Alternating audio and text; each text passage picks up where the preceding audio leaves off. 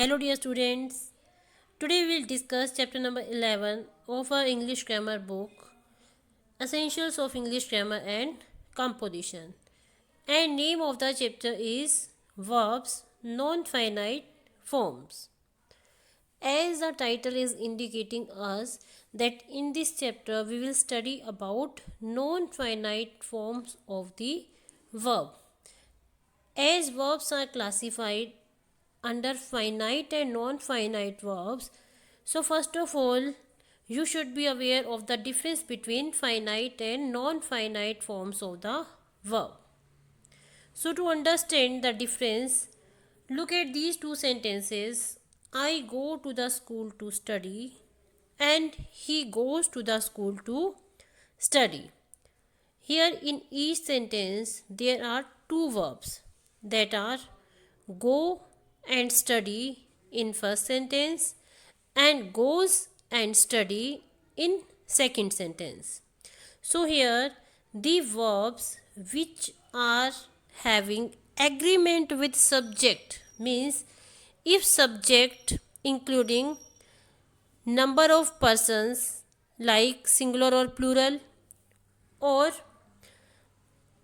person like first person, second person or third person, or tense. If these three things get changed in the sentence, if verb will be affected, then it is finite verb.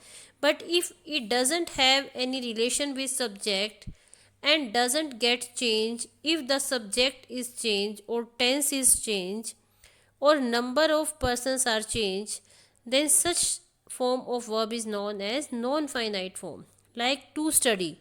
Here to study is not affected by I or he. If the subject was I, then also it was to study, and if the subject is he, then also it is same as it is.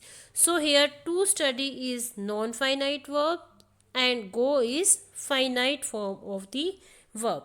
So understand it in detail that a verb that is limited by the person and number of the subject is a finite verb. Like if subject is singular or plural, then verb will be affected, means it will be changed.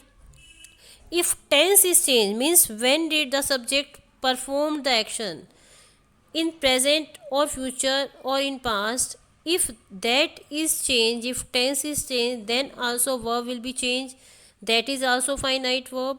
And if number of subject like singular or plural, if the subject is in singular, then it will be changed. So such verbs are known as finite form of the verb. But in this chapter we will study about non-finite form of the verb, which is not having any relation with subject, means it is not affected by number of persons or first person, second person, third person, or tense, means it is not having relation with subject. Such verbs are known as non-finite forms of the verb. Now look at, you have to remember these two definitions. A verb that is limited by the person and number of the subject is a finite verb, and a verb not limited by means not affected by person and number is called a non-finite verb. So non-finite verb, as they do not have any relation with subject or tense, so these verbs do not have any tense form, they will remain same as it is. Now kinds of non-finite verbs. There are three groups of non-finite verbs, that are infinitive, participle and gerund. So these three are discussed in detail in this chapter. So first of all we will take up the infinitive, which is the first kind of non-finite verbs. Now infinitive. Infinitive is also referred to as to verb, means to plus first form of the verb is known as infinitive. But whenever we use first form alone, that is known as bare infinitive, means infinitive without to. First form along with to is to infinitive, and first form of the verb without to is bare infinitive. These are the two infinitives. Like I want to play, here to plus first form of the verb, it is to infinitive.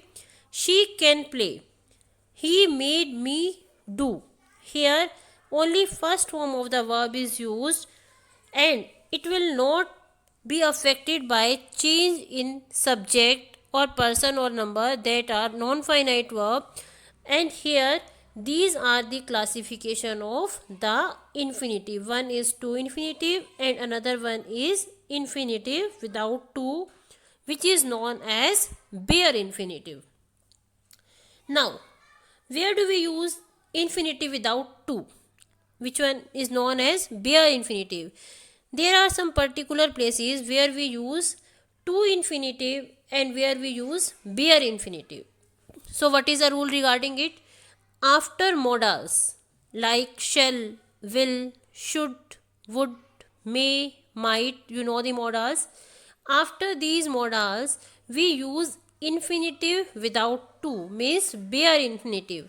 Like you shall accept these conditions. As we know that after these modals, we always use first form of the verb only. So here it is used as bare infinitive. I shall accept, I will write, you should consult. Here we are using first form of the verb alone without to. So here after modals it is always bare infinitive which is used, which is non-finite form of the verb. Now second use is we use infinitive without to after the verbs let, make, bid, dare, need. These verbs you will have to remember whenever you will find them in any sentence. After that you will always use bare infinitive. Like she made me wait. Made is given in the sentence. After that in the sentence you will use only bare infinitive. Now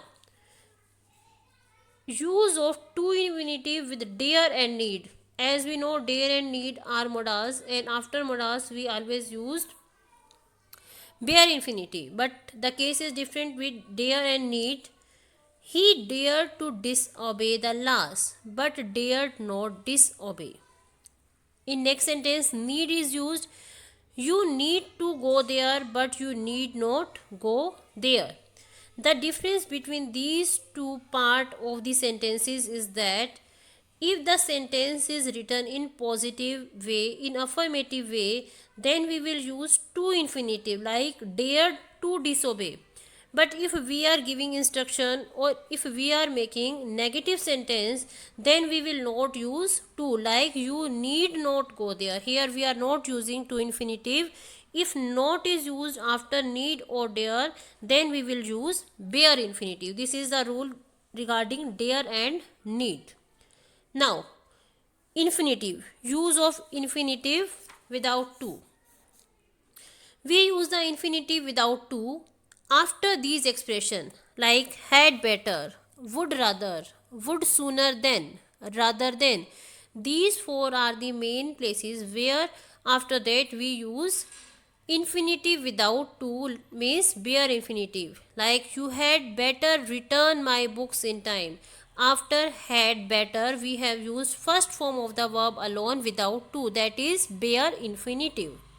Next is to before the infinitive is omitted, after then and after but. When but means except, like she can better dance than sing. Here then is used, after that we will omit to because it is used in the means of except, like the child did nothing but cry. Here also but is used in the meaning of except, like he doesn't know anything but crying. So here we will use infinitive without to. So in short you have to remember to verb is used without to, means to infinitive. Without to, bare infinitive is used after modals. And let, make, bid, dare, need.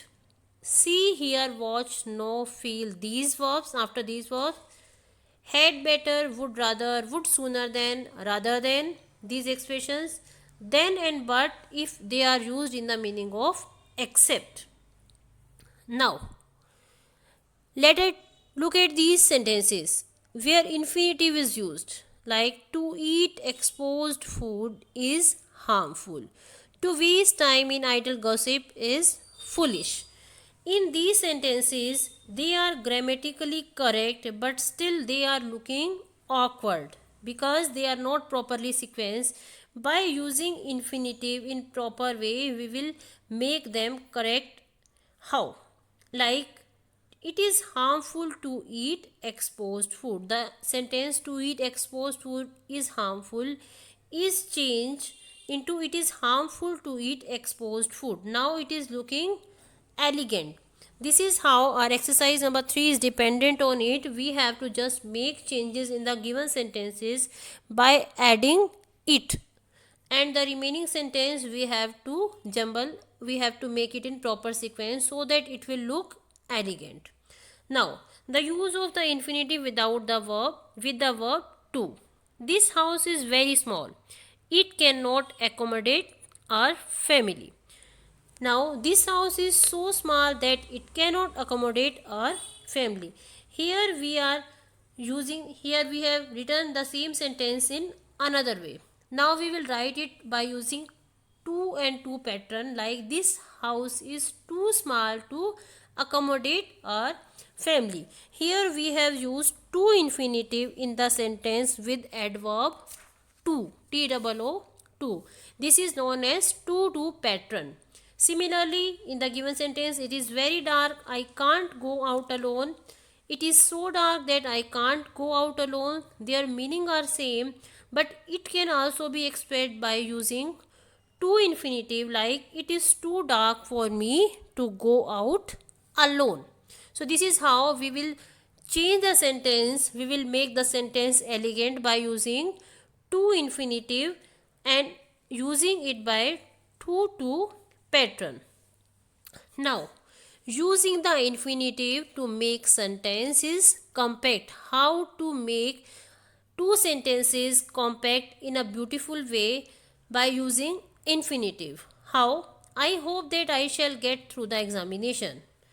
This sentence can be written by using infinitive. I hope to get through the examination.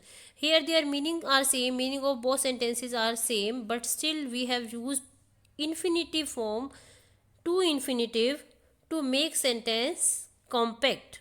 We have changed the finite construction I shall get through into a to infinitive form, to get through. This is how we will make changes in the sentences which are given in exercise number 6 of the chapter by using to infinitive to make sentences compact. Now, joining pair of sentences by using infinitives. Our seventh exercise is dependent on it. Here we will learn how to join the sentences by using infinitive. Means if two sentences are given to us, how can we join them by using infinitive? Now look at the example. He has a large family, he must provide for it. These are two sentences and we can join them by using infinitive non-finite form of the verb. He has a large family to provide for. So this is how we have used to infinitive to join the pair of sentence. So I hope you have learned about the first part or first kind of non-finite form of the verb. Gerund and participle we will learn in the next video. Thank you.